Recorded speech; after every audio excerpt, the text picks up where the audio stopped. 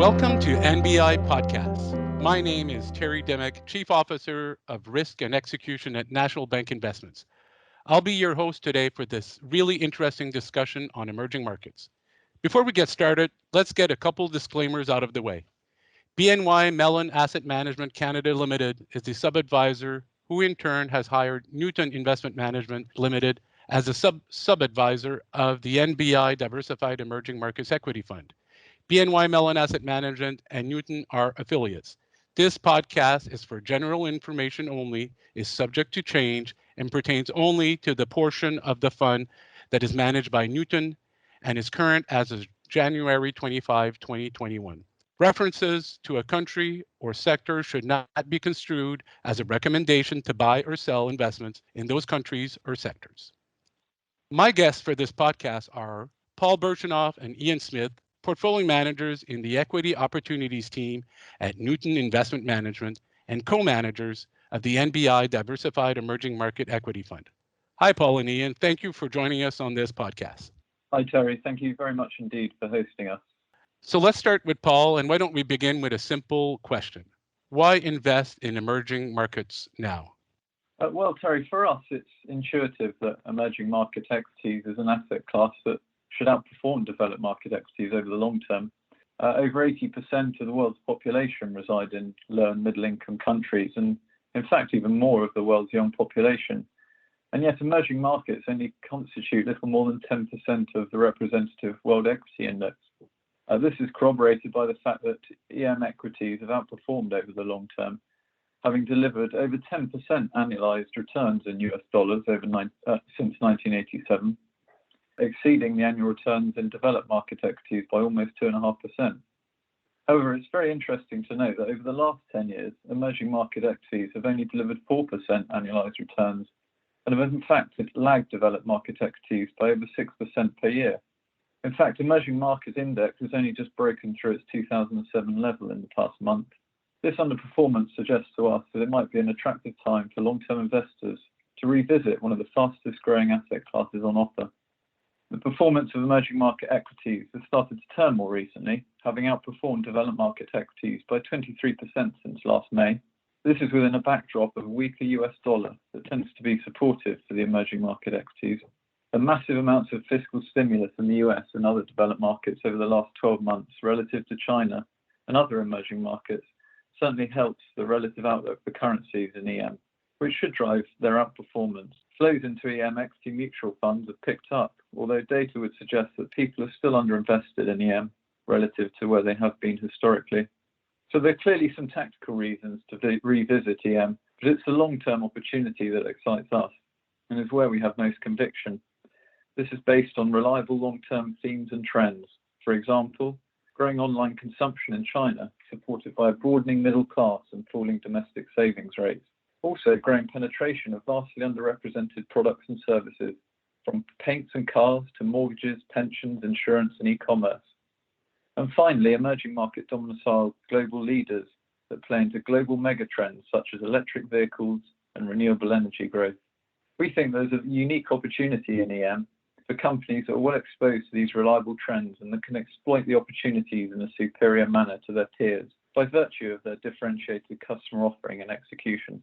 Wow, definitely seems like a lot of interesting opportunities, and it's a pretty vast market. So maybe, Paul, you could tell us a bit about your approach in investing in emerging markets and maybe some of the current trends and opportunities. Sure. Emerging markets, by their very nature, provide exposure to high growth potential, but are often characterized by short-term market or economic gyrations, which sometimes deter investors from investing in the asset class.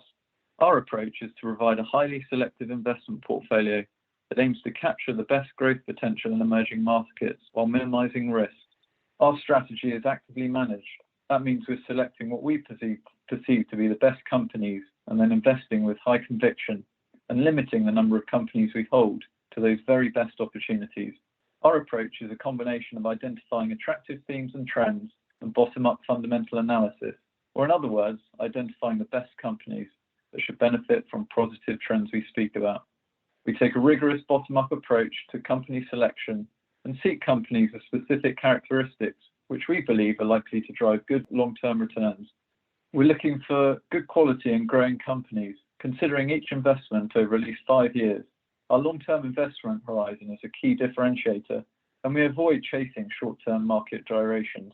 A key element of Newton's investment process is the use of themes, which reinforce this long-term perspective. This thematic approach helps us to maintain focus on exciting and really very reliable growth trends. Some of these key themes we're exposed to are electric vehicles, or EV, renewable and smart energy, and the Indian consumer. I'll just touch on these briefly. EV penetration is clearly growing and is expected to make up around 40% of passenger car sales by 2030.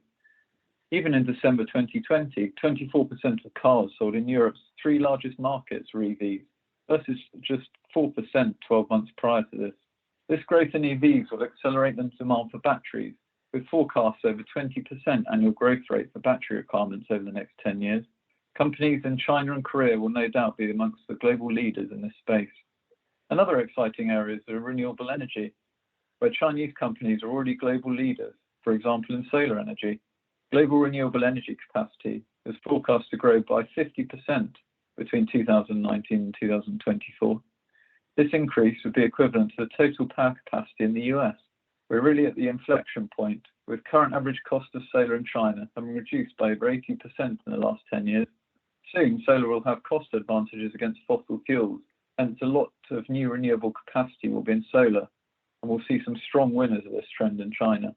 The third important theme I mentioned is the Indian consumer. The opportunity here is exceptional, as you're presented with a large addressable market, fragmented industries, and underpenetrated products and services. The modern consumer economy, defined as households with earnings in excess of $4,000, is expected to double to around 330 million people in less than 10 years. Currently, car ownership in India is where it was 100 years ago in the US, and mortgage penetration is currently 10% of economic output, which is where it was in the US in the 1950s. Clearly, there are many long-term opportunities in the consumer space in India. Thank you very much, Paul. That's definitely very enlightening. Let's go on to another really important topic. When NBI selects managers, we use our OP4 Plus process, and the plus is really how managers integrate ESG factors. In this really vast market with a lot of different geographies, governments, regulations, I'm sure it's really important. So maybe, Ian, you could give us a little more insight on why ESG integration is so important, especially in emerging markets. Hi, Terry. Thanks for the question. As you say, this is actually a very important question. At Newton, we believe that the integration of ESG when considering investment is very important in all asset classes, in fact. It helps you to better identify and assess business risks, but also to think about potential opportunities. So in our minds, ESG is something that is relevant for long-term shareholder returns, and that's why we take it so seriously. We believe that ESG integration, though, is especially important in emerging markets. There's more companies that are controlled by the state or promoter groups, and there's greater scope for conflict of interest. Also, you might be aware that ESG-related disclosures are a bit more patchy in emerging markets, and ESG-related policies and codes of conduct are less formalized. So all of this means that typically you'll see lower ESG scores in emerging markets than you will in developed markets. And so essentially there's more pitfalls and risks in emerging markets. And so it's especially important to understand those risks and navigate around them. However, an ESG framework also allows us to potentially take advantage of positive ESG factors if a company is aspiring to be very much best in class. So as Paul's already discussed, we believe that emerging markets offer fairly unparalleled growth opportunities against pretty much any other asset class.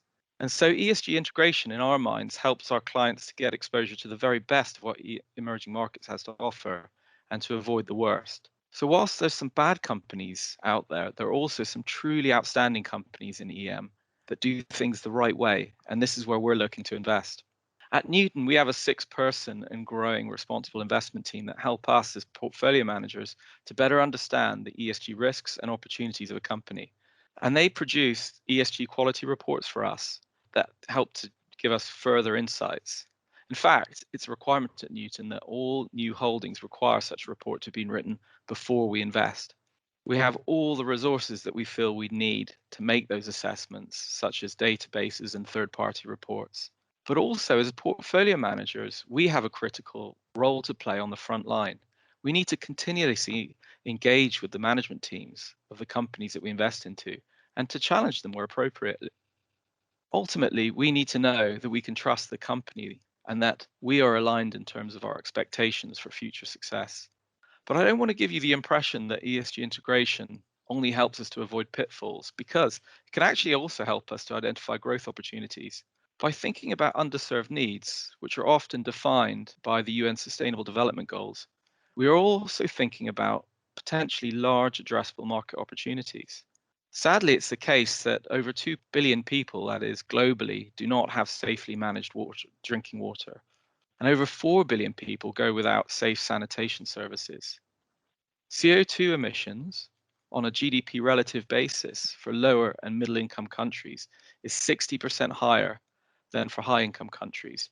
And so clearly, companies that can profitably sell solutions to these issues will be really well exposed to long growth runways. We like this sort of win-win situation where we see profits, growth, and people getting the things that they need. Again, this is where we're looking to invest and to put our clients' capital. I'll just leave you with an interesting statistic. So there's a representative ESG Leaders Index, which should really be composed of those companies exhibiting the best-in-class ESG qualities. And it's outperformed the more traditional, broader EM index by roughly 3% annualized since September 2007. And we're not surprised by this. And so just imagine the scope for superior investment returns from an active manager that can utilize these ESG integration in emerging markets in a very focused manner. And we hope and believe that we can meet this challenge. Thank you, Paul and Ian, and thank you to our listeners to the NBI podcast. Today, we spent time understanding emerging markets and specifically on why it's interesting right now. We also heard about Newton's investment approach and a few market themes that I think are really interesting in the long term. And finally, we just heard from Ian, who spoke about the importance of ESG integration to manage risk, but also to identify opportunities in emerging markets. So have a good day, everyone, and please don't hesitate to reach out to an NBI representative if you have any further questions. Thank you.